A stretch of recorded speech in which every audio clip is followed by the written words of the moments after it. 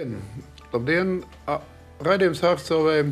Tas ir tas raidījums, kur ārsts jums stāsta patiesību. Viņš parasti tiek rādīts pirmdienā 11. tiešraidē, ceturtdien 9. vakarā un sestdien 7:30 vakarā atkārtojumā. Skatieties mūs arī YouTube formātā, ļoti viegli iesista ārstcelvē ar Pēteru Apini. Skatieties mūsu portālā ārstcelvē. Arī šis portāls ir tas, kur ārsti jums stāsta un rāda patiesību. Un pats būtiskākais lasiet šo žurnālu. Šis žurnāls ārstcelvē ir tas, kur ārsti jums stāsta patiesību. Uz šī žurnāla vāk burvīga meitene Anda Kadiša, reumatoloģi. Es domāju, viena no vadošām reumatoloģiem valstī un Rīgas Austrumu klīniskajā slimnīcā. Klausieties katru dienu 11:30 mūsu labos padomus Latvijas Radio 2. Latvijas ārstu biedrība mēģina stāstīt par ne tikai tām tēmām, kur jums ir pašiem kaut kas jāizvairās no kādas slimības, jāievēro kādas labas lietas, jādomā par to, kurā vietā ārstēsieties. Latvijas ārstu biedrība cenšas stāstīt arī par aktualitātēm medicīnā. Un pagājušā nedēļā, nezinām iemeslu dēļ, milzīga ažiotāža tika vērsta pret mūsu medicīnas flagmani, proti pret Rīgas Austrumu klīnisko slimnīcu, un tika teikts, ka tur šis vai tas nesot gana labi. Un tad, es gribēju teikt, ja mums nebūtu šīs slimnīcas, tad mums vispār nekas nebūtu gana labi, un aicināju šodien uz mūsu raidījumu divus šīs slimnīcas pārstāvis. Proti, Egita Pola, valsts sekretāra vietniece, un Rakus valdes priekšsēdētāja vietas izpildītāja. Es gribētu teikt, ka tā kā tu arī spīdoši žurnālisti un arī ģimenes ārsti, vienāk sakot cilvēks orķestrs, es domāju, viens no Latvijas vadošajiem medicīnas organizatoriem, man prieks tev redzēt Egita pie manas raidījumā. Labdien! Un Aleksejs Višņakovs, un tad pavisam vārds cilvēks orķestrs ir vietā, jo Aleksejs vada gan šo neatliekamās palīdzības dienestu uzņemšanu, viss tas, kas notiek Austrumu slimnīcā, kas uzņem 70 000 cilvēkus katru gadu, šausmīgi skaitli. Visu to, kas ir vissmagākais un visgrūtākais valstī, tas nāk tieši uz šo uzņemšanas modeļu. Pēc tam tu esi vēl atbildīgais dežurķirurgs, cik es pareizi saprotu, un vēl šodien būsi tāds tūlīt, ja, kad tu brauks no šajienes projām. Un vēl tu brauc uz neatliekamās palīdzības, uz tās Subaru mašīnas, kura traucās palīgā tikai tad, ja kāds cits mediķis ir nonācis jau pie klīniskas nāves pacienta, un kad ir jāatsauc tādu ārstu, kas var visu, tātad cilvēks orķestrs pavisam kā ārsts Aleksejs Višņakovs. Man ir baigais prieks tev redzēt, Aleksej, pie manis. Labi, kas notiek Austrumu slimnīcā un kāpēc mums ir pamatotu teikt flagmanis? Jā, tiešām jāsaka, Austrumu slimnīcā notiek viss un tiek ārstēts teju viss. Un kā jau pareizi teici, gada laikā mēs uzņemam gandrīz 72 000 pacientu, tātad 71 un nedaudz vairāk. Un praktiski es gribētu teikt, ka tiešām Austrumu klīniskā slimnīca ir flagmanis tādās ļoti nopietnās jomās kā neatliekamā palīdzība, ķirurģija, onkoloģija, tā skaitā hematoloģija, infekcijas slimības, tuberkuloze, visas pārējās infekcijas slimības, C hepatīts un tā tālāk un tā joprojām. Arī ļoti spēcīgi terapijas virzieni mums ir neiroloģija, endokrinoloģija, kardioloģija, neiroķirurģija, acu slimības. Vispār nav gandrīz tā, kas jums nav. Jā. Es zinu, kas jums nav, bet tas ir neticami maz. Jā. Taisni tā. Un gribētu teikt, ka ne tikai Latvijas mērogā, bet Austrumu klīniskā universitātes slimnīca ir viena no lielākajām arī Baltijas mērogā. Mums ir 4500 strādājošo, tātad ārstu, māsu un pārējo atbalsta personāla. Un mēs esam arī izvietoti 5 dažādās ēkās. Tā tad ir...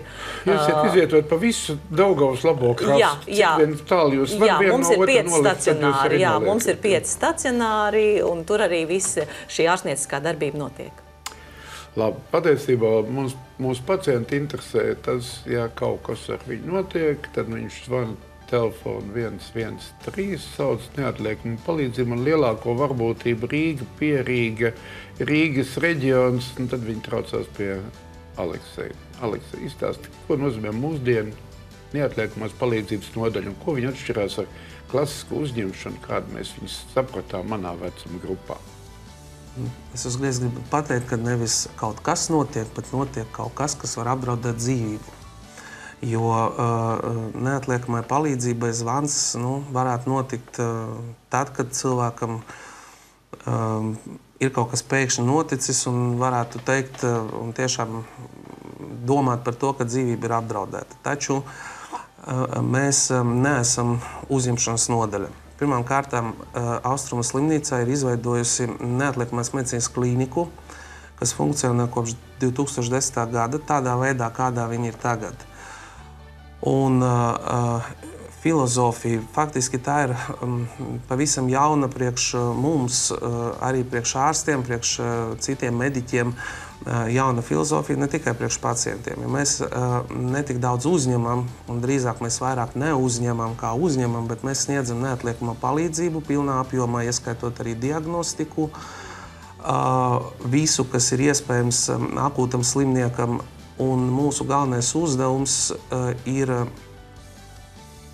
pacientam labvēlīgajā vidē izdarīt tā, lai pacientam nebūtu jāpaliek slimnīcā, bet lai viņš varētu atgriezties mājās un turpināt ārstēties mājās. Un ikreiz mēs runājam par to, ka, teiksim, sistēmas intravenozas vai injekcijas nav nekāda panacēja, ka var ārstēties ļoti veiksmīgā mūsdienās ar medikamentiem, tabletēm, ar inhalatoriem, ko arī lielākā daļa no mūsu pacientiem dara. Savukārt tie, kas paliek, tie 70 000, kas paliek stacionārā, tie, kuriem ir vajadzīgas augstas tehnoloģijas, dažādu veselības problēmu risināšanai, tā skaitā arī ķirurģija, invazīvā radioloģija un daudzas citas šauras nozares, kuras veiksmīgi attīstās un arī funkcionē, tā skaitā arī sniedzot neatliekamo palīdzību tieši mūsu pacientiem. Piemēram, ja pacientam ir miokarda infarkts un viņš tiek atvests pie mums ar neatliekamo palīdzību, mēs veicam nepieciešamās darbības dzīvības uzturēšanai, un tad pacients brauc piemēram uz invazīvās radioloģijas laboratoriju, kur mūsu invazīvie kardiologi veic procedūru, ieliek stentu, salabo asinsvadus, un pēc dažām dienām pacients jau var iet mājās. Tas tikai viens piemērs. Tādu dažādu palīdzības sniegšanas veidu mums ir daudz. Un praktiski visa, vismaz Gaļezers, kā stacionārs, strādā praktiski viss tikai uz neatliekamo plūsmu. Man bija tāds gadījums, es atceros, aizbraucu pie tevis vienreiz, mums bija kaut kādas sarunas, aizbraucu, nezinu, kādā veidā tev bija izdevies norganizēt to, kad busiņš 11 pacientiem bija ieskrējis stabā, un visi šie pacienti kaut kādās dažās minūtēs tika vesti uz Austrumu slimnīcu ar dažādām traumām. Sākot no ļoti smagas politraumas, kas priekšā bija sēdējuši beigās ar vienkārši apsistiem. Ne, tā, protams, sagadīšanās, bet izskatījās, ka tas ir speciāli sārīkots pasākums. Un tad mirklī Aleksejs izvilka pulksteni, paskatījās. Tā bija viņa galvenā darbība, jo viss skrēja, tad mirklī viss jau notika. Katrs pacients tika ielikts savā boksiņā, un pēc 11 minūtēm viņš ziņoja, tā viss ir izdarīts. Es to skaidru, ka 11 gan bija pacients skaidrs, gan 11 minūtēs viņš bija ticis visu to sīko problēmu galā, šo sakarību es atceros. Kā tev tas organizācija, ka tev ienāk lielāks pacientu skaits? Tā ir mūsu ikdiena. Ir mūsu ikdiena. Pirmdienas dienas ir tās, kur mēs vidēji stundā saņemam ap 30-35 pacientiem. Tas nozīmē, ka divām minūtēm nāk iekšā viens pacients. Jā, tā arī ir. Un tā nav unikāla lieta pasaulē visās lielajās slimnīcās, kur ir liela pacienta plūsma. Tā notiek, un tāpēc šeit priekšplānā izvirzās tā saucamā pacientu prioritēšana, jeb viņi var saukt par šķirošanu, kā gribam, bet idejiski šī prioritēšana darbojās pateicoties noteiktiem algoritmiem, kurus ne mēs izstrādājam, mēs adaptējam mūsu situācijai. Es gribu pateikt, ka mūsu slimnīca arī starptautiskie eksperti, daudzi, kas pie mums ir braukuši, viņi atzīst tikai vienu. Pie mums, atšķirībā no daudzām citām neatliekamās padzīves nodaļām, teiksim, emergency room, kas ir rietumos, pie mums ir ļoti pieejami šaurie speciālisti. Ja, piemēram, Anglijā jūs nokļūsiet slimnīcā vai vienalga, kur citur, pārsvarā tur ir neatliekamās palīdzības ārsti, kuri tādi ir universāli, bet neiedziļinoties, teiksim, tā detaļās. Pie mums dežūrē daudzu speciālistu pārstāvji, ārsti, kuri strādā arī nodaļās stacionārā, un arī tad, ja parādās sarunas, vai tur ir rezidenti vai stažieri. Jā, ir arī rezidenti un stažieri, bet vienmēr katrā specialitātē ir noteikti vismaz viens certificēts ārsts, ko slimnīca nodrošina un kas diennakti arī dežūrē. Un ir arī vesela virkne mājas dežurantu, kas ir ļoti augstas klases speciālisti, kuri arī ierodās. Ja mēs runājam par to prioritēšanu un to ātrumu, skaidrs, kad ja ir pacients, kuram ir, teiksim tā, apendicīts, pieņemsim, un tūlīt ir viena avārija ar daudziem cietušiem, tad apendicīts paliek gaidīt. Jā, un tā ir normāla lieta, un tā ir tā, kas daudziem varbūt nepatīk, bet mēs nevaram informēt visus 50 pacientus, kas mūsu klīnikā konkrētajā brīdī atrodas, ka tagad ir noticis liels nelaimes gadījums, un viss resurs, lielākais resurs tiek faktiski virzīts šo traumēto pacientu aprūpei. Un tas ir tas, ko cilvēki bieži nesaprot, īpaši piederīgiem, kuri uztraucās, kad ilgas stundas pacients tur guļ, bet īstenībā neviens jau tā neguļ. Cilvēki tiek izmeklēti, cilvēki gaida izmeklējuma rezultātus, viņi arī saņem ārstēšanu. Mums ir pieejami manā klīnikā praktiski visi medikamenti, kas ir vispār slimnīcā. Ja mēs uzsākam antibakteriālu terapiju, mēs uzsākam aritmiju ārstēšanu, kādreiz arī pabeidzam daudzas lietas pie mums observācijas gultās. Tā kā šī ir tāda ikdiena, mums bija daudz jāmācās, mēs progresējam, mums jāmācās vēl un vēl. Mēs mainam algoritmu, skatāmies, kas mums varbūt ne sevišķi labi strādā, bet kopumā cilvēki, kas strādā ar milzīgu atdevi, un viņi jau ir iemācījušies atšķirt patiesi akūtu slimnieku no tā, kas var gaidīt, un tas ir pats galvenais. Mēģināšu vēlreiz iztulkot, es tūlīt mēģināšu vērsties pie Egitas, bet tagad vēl iztulkot tātad, atnāk slimnieks ar aritmiju, un tā ir nopietna lieta, un cilvēks jūtās ļoti slikti, un aritmija apdraud dzīvību lielā mērā, tad jūs viņu noņemiet, tas ir dažu stundu vai vienas diennakts darbs, un tas cilvēks nenonāk nodaļā, teiksim, Gaļezerā 5. stāvā, kā viņam pašam liktos, bet pie tavā nodaļā guļ atsevišķā telpā, viņam tiek veikt visu, viņš no tās pašas neatliekamās palīdzības nodaļas dodās mājās. Jā, tieši tā. Un tas pats ir ar hipertonisku krīzi, piemēram, tas pats ir ar veģetatīvām disfunkcijām un daudzām lietām, kur cilvēks jūtās ļoti slikti, bet mēs viņu nesaglabājam slimnīcā. Jā. Egita, patiesībā mums vienmēr ir tāds viedoklis, kas izplatās visā valstī, kad lielākā daļa no Stradeģas slimnīcas un Austrumu klīniskās slimnīcas uzņemšanas sastāda pilsonis X, kas 96 reizes gadā dzērumā sasit galvu, vienmēr nonāk uzņemšanas vai neatliekamās palīdzības nodaļā, vienmēr viņam tiek veikts kompjūtera tomogrāfs, un viņš vienmēr aiziet garām tam apendiksam, pa ko stāstīja tikko Višņekova kungs. Tad izstāst man par šo leģendu un par to, kādi tev nāk pacienti, kas varbūt izmaina to vēlēšanos sniegt visiem tiem, kas tiešām būtu pelnījuši. Jā, taisnība, šādi pacienti tiešām ir, leģenda tā nav, viņi tiešām nonāk, un doktors Višņakovs varēs apstiprināt, kā viņš tālāk ar viņiem arī šo ārstniecības procesu nodrošina, bet tā ir mūsu sabiedrība, īstenībā tādi mēs esam, un neatliekamā palīdzība, respektīvi brigādes, ja viņi redz, ka šim pacientam viņš nav vienkārši iedzēris vai ierēbis vai saguris, kā mēs sakām, bet ja viņam ir aizdoms, ka viņš ir sasities. Tik ļoti saguris, ka nokrīt uz galvas. Jā, taisni tā, protams, viņš tiek ievests un palīdzību viņš saņem.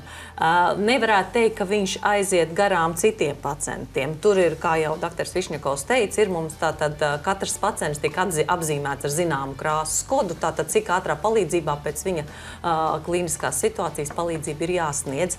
Bet es domāju, ka pēdējā laikā jau šī situācija ir nedaudz pavirzīsies uz labo pusi, ka tie pacienti, kuri tiešām ir tikai alkohola reibumā, mēs secinām, ka tur tiešām nekā cita nav, tad jau tālāk sazinoties ar pašvaldības dienestiem, viņi tiek arī nogādāti uz tātad patvērsmi Gaiziņkalnielā. Ja?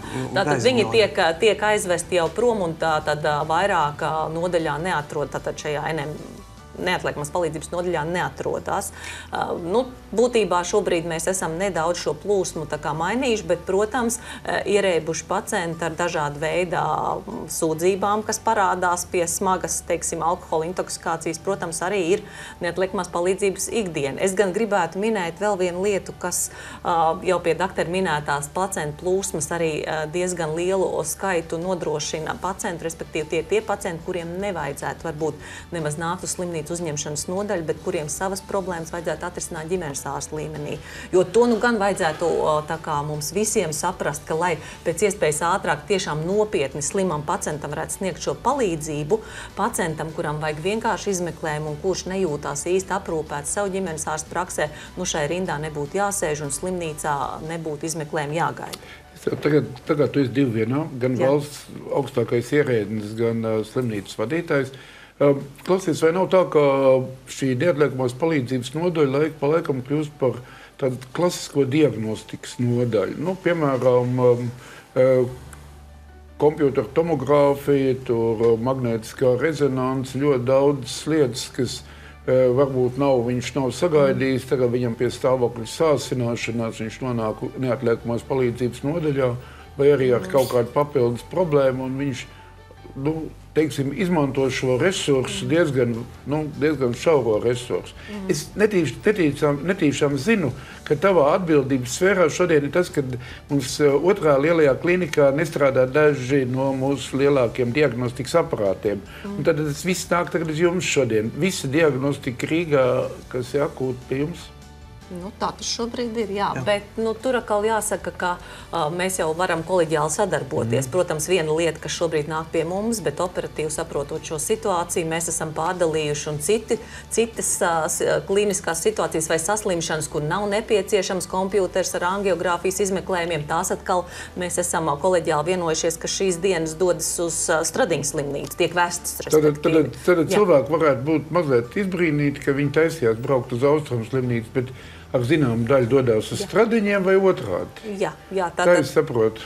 Jā. Un tu visu laiku dabūni runāties neatliekamās palīdzības dienestu, viņiem vienkāršiem vārdiem izskaidrot, uz kurien tagad šoreiz vajadzētu rīkoties. Un mēs divi pacienti, par 2 minūtēm viens pacients ar šādu ātrumu. Mēs ļoti veiksmīgi sadarbojamies ar neatliekamās palīdzības dienestu, un viņi arī saprot mūsu situāciju, un operatīvi mēs varam mainīt virzienu. Bet to es gribu pateikt, ka pacienti jau necieš no tā. Ja? Un saņemot neatliekamo palīdzību, diemžēl ir jāsaņem tā palīdzība tur, kur profilam atbilstoša slimnīca un arī plūsma, jo lielas slimnīcas ir tikai 2. Un tā jau nav tikai saistībā, piemēram, ar iekārtas kaut kādu iziešanu no ierindas. Ja, piemēram, ir liela avārija, kur mums uzreiz ved lielu cietušo skaitu, mēs operatīvi mainam šo situāciju un virziens, teiksim, terapeitiskam, neiroloģiskam profilam, tad pārsvarā ir uz Stradiņu pusi. Un tad, kad mēs tiekam ar visu galā, nav runa par 10 vai 15 cietušiem, bet ir 30. Ja? Tad mēs šo arī varam mainīt pilnīgi operatīvi un uzreiz uz tām dažām stundām, kamēr mēs tiekam galā. Un viss, jā, tā ir operatīva darba faktiski viena no pamatu uzdevumiem organizēt plūsmas tā, lai neciestu kritiski slimi. Vai tavā, tu esi pietiekami ilgi tagad abās pusēs, gan neatliekamajā palīdzībā, gan neatliekamajā uzņemšanā, gan ķirurģijas zālē, patiesībā, vai nav tā, ka mēs šobrīd ved neatliekamā palīdzība lielāku procentuālu skaitu slimnīcu? Procentuāli no vispār plūsma? Jā, no plūsma. Nav tā, ka mazliet par daudz vedam? Mēs jau nezinām, cik būtu vesti, piemēram. Tas ir ļoti duāls jautājums, jo, ja mēs runājam par pacientu kā pacientu, protams, ka droši vien, ka pacientam būtu labi nokļūt pie mums saulaicīgi. Mēs atrodam ļoti daudz pirmreizējas, nejaušas atradnes, pirmreizējas onkoloģijas, un kā cilvēkam nekā nopietna nav, bet kaut kas nav tā. Jautājums te ir ļoti komplicēts jautājums, jo cilvēki jau neredz nekādu iespēju, ja viņi gaida un viņiem ir uz kaut kādu, piemēram, fibrogastroskopiju jāgaida 2 mēneši, un viņam ik pa laikam ir asiņaina vēdera izēja, viņi jau neredz citu iespēju, kā tikai saukt neatliekamo palīdzību, un nav jau cita varianta, kā viņu nogādāt pie mums. Un, mēs jau tikai, kā saka, sadarbojoties ar NMPD, mēs tikai atspoguļojam to kopējo situāciju. Ja? Un, ir dažādi, ir tā, ka pacienti paši nav vērsušies un nevēršas, un viņi zina, ka ātrāk ir slimnīcā. Bet ir arī tā, ka ir sistēmas kaut kādas problēmas, kuras arī mēs nevaram atrisināt. Vai viņi ir vairāk vai mazāk. Principā pacientu skaits ir mums pēdējo 2 gadu laikā relatīvi nemainīgs. Mums ir apmēram 200 vizītes diennaktī. Kas ir līdzīgi kā Čikāgas universitātes hospitāļos, tā plūsma ir pietiekoši liela, bet mēs tiekamies, domāju, ar viņu galā. Un tas tevis to, ka aizvien vairāk tomēr mēs tiekam galā ar to pacientu tieši tavā neatliekamās palīdzības nodaļā, ka viņš nemaz neaiziet augšā līdz klīniskajām nodaļām. Tā ir. Un minēt vēl tas tevs minētais piemērs par to, kā daudz izmanto kā diagnostiku, tas ir arī slimnīcas darba organizācijas jautājums. Mēs ieliksim arī pie dr. Višņakova tuvākā laikā vai dežūra ārstu vai ģimenes ārstu, kas būs tas, kas palīdzēs sniegt to palīdzību, lai tiešām nerastos iespējas, ka slimnīca ir tā vieta, kur tagad var ieiet un veikt šo diagnostiku, apējot normālu ceļu caur savu ģimenes ārstu. Respektīvi, kā tādu zināmu filtru tiem pacientiem, kuriem mēs redzam, ka nav nepieciešama vai šī neatliekamā situācija, ar ko pamatā strādā šis neatliekamās palīdzības uzņemšanas klīnika. Tas ir tas mūsu jautājums. Otra lieta par šīm rindām. Taisnība dēļ rindām arī uz dažādiem izmeklējumiem ir veidojas sastrēgums lielajās universitātes klīnikās, bet šobrīd, jāsaka, tā situācija ir no otras puses apgriezies, jo it kā līdzekļi, lai rindas mazinātu, mums šobrīd ir piešķirti, un mums ir jādara viss, lai rindas mazinātu, bet ko mēs redzam, ka mums tā situācija ir, ka mums jau ir nauda, ko apmaksāt izmeklējumu, bet drīz nebūs speciālisti, kas ar to strādā un kas pa valsts līdzekļiem ir gatavi izmeklēt, un tas ir ārstu atalgojuma jautājums, kas jārisina. Jā, tagad beidzot ir tas brīdis pienācis, ka ministrija un ārstu biedrība runā vienā valodā šajā jautājumā. Bet ja mēs esam, mums palicis pietiekami maz laika, tev uz taviem pleciem pašlaik ir arī praktiski lielākā daļa Latvijas onkoloģijas. Jo onkoloģijas klīnika tomēr ir manā uztverē varbūt ne, Višņikova klātbūtnē man ir grūti teikt galvenā sastāvdaļa. Ja Višņikovs nebūtu teikt galvenā sastāvdaļa ir onkoloģijas klīnika Austrumu slimnīcai. Kā tu pat pašlaik jūti to zaļo koridoru un pacientu plūsmu un darba organizāciju, kas saistās ar onkoloģijas slimnīcu? Jā, tiesa, 78% visas onkoloģijas operācija notiek tieši Austrumu klīniskajā universitātes slimnīcā. Mēs ar to tiekam arī galā, un zaļais koridors tiešām strādā, un tur jāsaka arī pacienti un ārsti ir jau šobrīd ģimenes ārsti, es domāju, ir sapratuši, kāds ir šis darbības mehānisms, un jādomā, ka mēs arī paplašināsim šīs indikācijas, jo es runāju no ministrijas puses. Tas, kas man liekas kā no Austrumu slimnīcas puses, ka, protams, ir daudzas lietas, kuras varētu darīt arī reģionos, kuras vajadzētu darīt reģionos onkoloģijas jomā, un tādējādi mēs šīs plūsmas varētu tā kā nedaudz attiecībā uz onkoloģiju arī atvieglot, jo mēs šobrīd redzam, ka mums ļoti daudz pacienti, kas varētu nākt no Daugavpils, no Liepājas reģionā, no šiem reģioniem, tā kā nonāk Rīgā, bet viņi varētu arī ārstēties sekmīgi tur. Tas ir tas stāsts, kas arī pacientiem jāsaprot, ka nevienmēr tā Rīgā ir vislabāk, ir arī tur labi, bet, protams, Rīgā ir labi. Jebkurā gadījumā vai tev nav tāda sajūta, ka tomēr Austrumu slimnīca ir mazliet nepamatot apbežot, jo ja mēs kaut ko netiekam galā, paši tikko Aleksē minētais apendicīts, kamēr viņš ir apendicīts, katrs ar lielu prieku paņem nazi vai endoskopu un viņi izķer laukā. Ja viņš ierauga, ka ir kaut kas liels nopietns, tad viņš ved uz Austrumu slimnīcu, ne? Jā, es negribētu teikt, ka viņi ir apbežot. Tā ir šī slimnīcas sūtība. Jā, tā ir šī slimnīcas sūtība. Finansiāli apbežot. Tā ir cita lieta, jā. Bet tur, laikam, man duālo situāciju ievērtējot, man ir šobrīd jādara viss no ministrijas puses, kad es atgriezīšos darbā ministrijā, lai mēs tiešām novērtētu adekvātu to darbu. Ar to mēs arī beidzam.